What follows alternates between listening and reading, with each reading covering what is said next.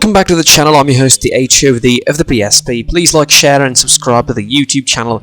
Enable notifications to receive all the updates from all the content on the channel, and we're back for more Champions League preview, of course, for the midweek, and of course it's the second batch of matches from round of 16 for this weekend, and we start, of course, from Chelsea versus Lille. This game is going to be taking place on Tuesday night at the Stamford Bridge. These two sides met before twice in the Champions League. It was in the 1920 season in the group stages. Chelsea went in both games victors 2-1, both in the Stamford Bridge and away from home. So there's not exactly much of a history between the two sides. There's only two meetings between them on top European football, but it is that we're going to judge on their latest sort of performances in their respective leagues and the last results overall. For Chelsea, it's been a bit of a rough patch for the last, let's say, 2 months or so.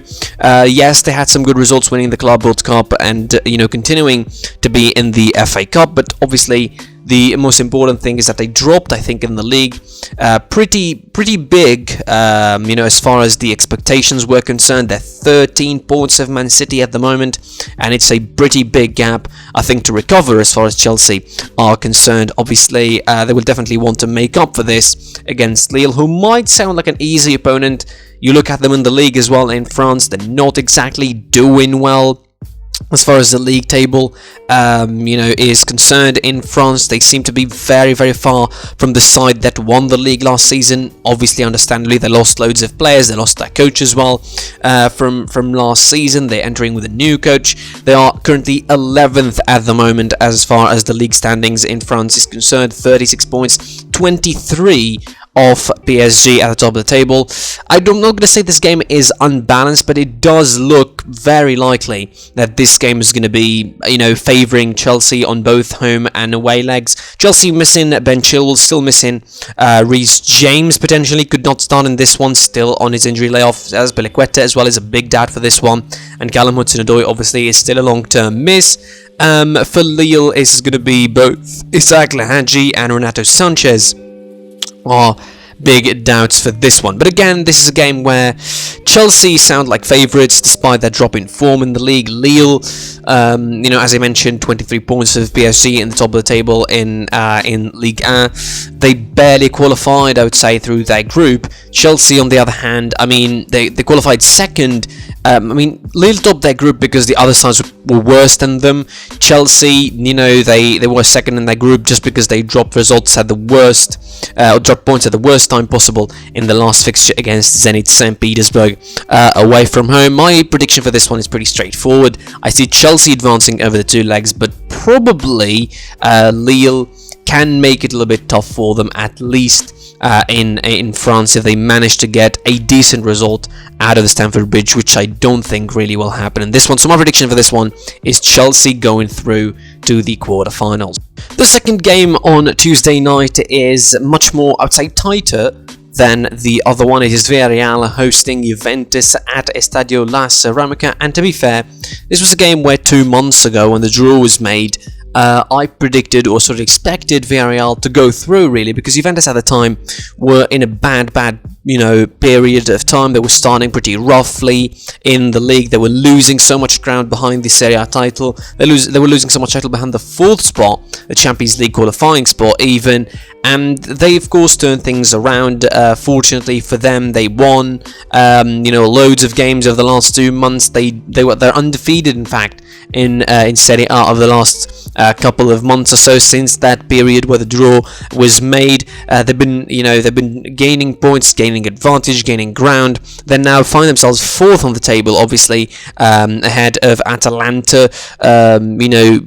Turning their season around and really improving their form under Massimiliano Allegri, with Vlahovic coming in the winter, getting on the score sheets and helping them immediately making a contribution.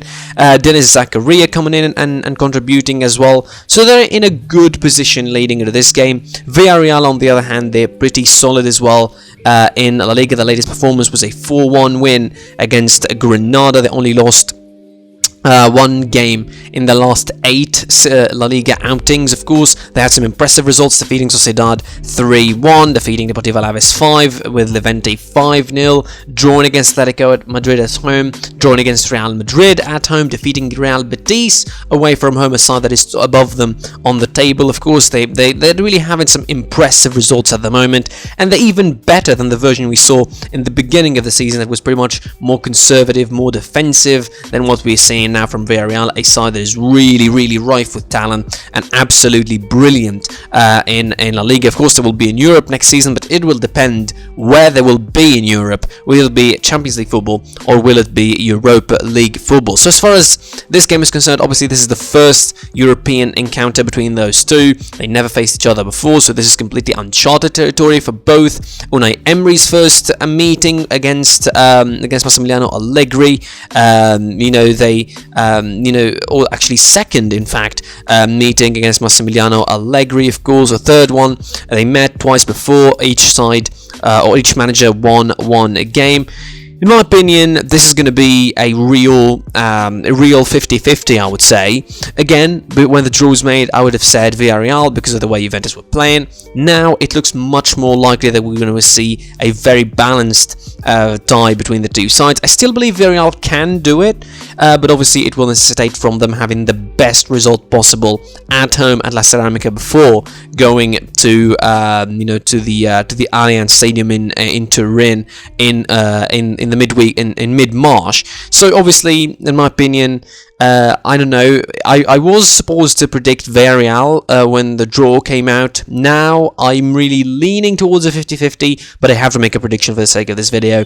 It will be Villareal. I think it will be Villareal making a sort of an upset here. 50-50 it will be. I think it will be very tight. Again, Juventus are way better than they were when the draw was made. So in my opinion, this is going to be as tight as games would come, and I think Villareal might just edge it. Because they're more advanced, I think, attacking wise, and more able to hurt attacking wise than Juventus can. Day night, 2 games are going to be played. Of course, it will be Atletico Madrid versus Manchester United.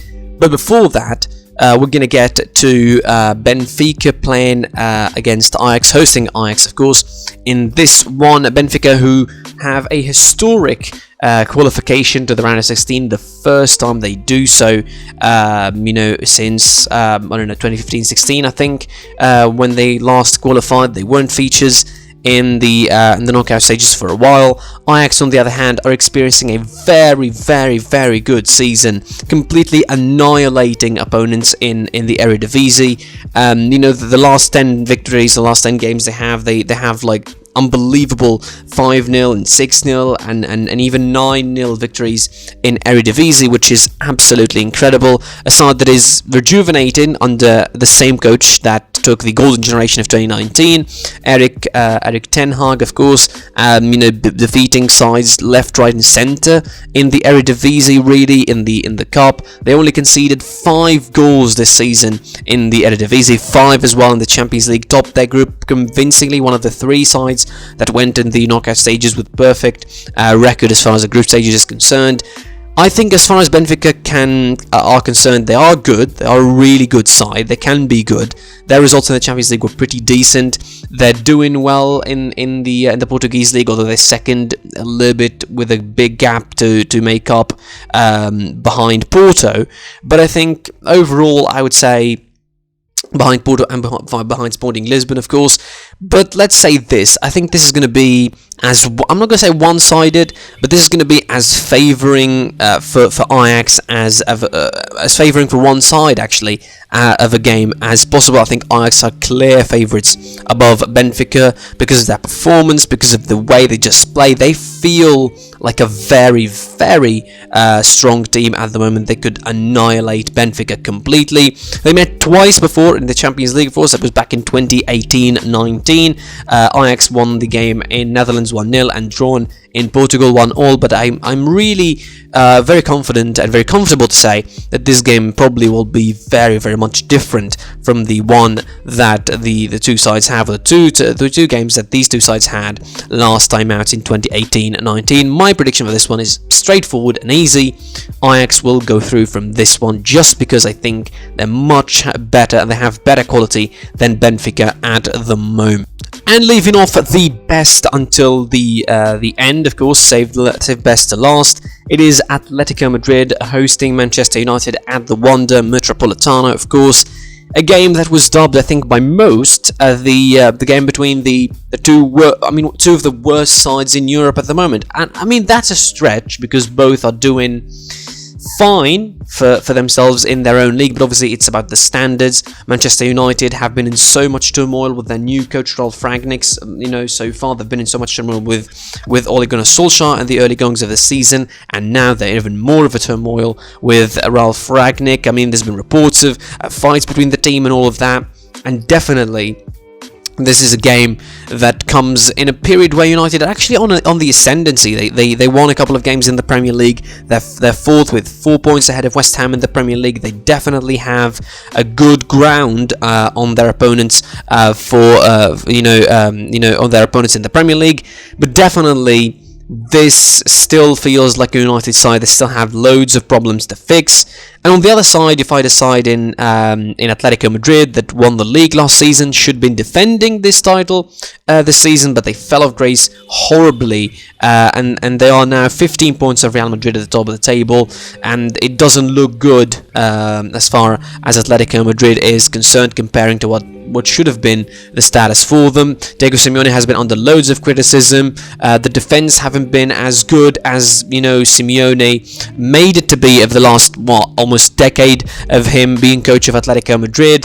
This is a game between two sides again that it feels like the best of the worst, but it definitely is a game where this is as 50-50 as it comes. I think, yes, Man United have Cristiano Ronaldo, which is always a wild card against Atletico Madrid. The guy scored 23 goals against them. He knows what to do when he faces Atletico Madrid. Of course, he's been part of some great moments against them in the Champions League, the 2014 win in the final, the 2016 final win, the 2015 elimination in the quarters, the 2017 elimination in the semis, and it was 2017 elimination in the semis, and it definitely felt like Man United are having the advantage just because they have Cristiano, which is obviously a wrong idea. So this is a game where probably it's going to decide a lot of things. If Atletico Madrid turn up and have a great game like they did against Osasuna in the weekend in La Liga, maybe they will have a better advantage than just relying on defending, which is not going to work for them, I suppose, versus a Man United side that their defense is pretty horrific as it is. It's just the fact that, attacking wise, maybe they're much more dangerous than Atletico Madrid.